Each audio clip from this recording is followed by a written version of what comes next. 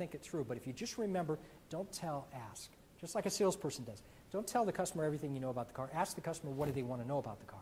Then you can tell them. But, you always ask questions before you give counsel and advice. Is that true? You go to a doctor, what do they do before they give a medical prescription?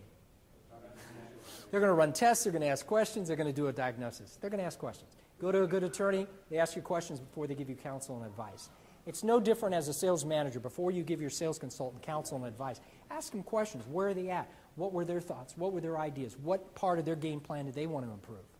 Because the example is if I got Devin, and Devin wants to improve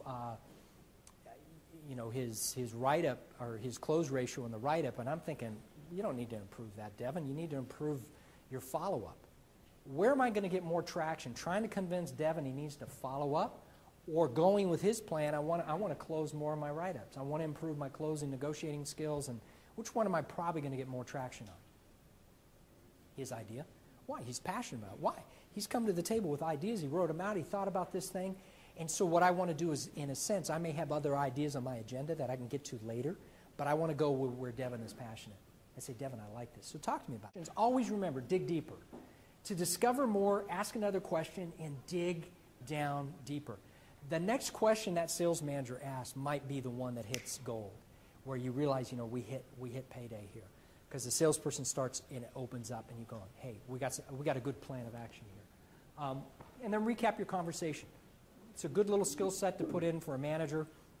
So let me just step back through what you said, Devin, you want to do. I like this plan. I think it's solid. I'm on your team on this. But let me kind of walk back through it and let me know if I'm understanding this correctly. And that's where I just step through. I talk about his action plan, what he wants to improve, his kind of start and end time, if there's any timelines to this, the next time we're going to get back together. And it may be in the process between this meeting and our next meeting, maybe in a week from now, I'm going to be inspecting what I expect on how he's doing in the write-up and the negotiation of what he's working on. So I'm going to be doing a lot of informal coaching in between.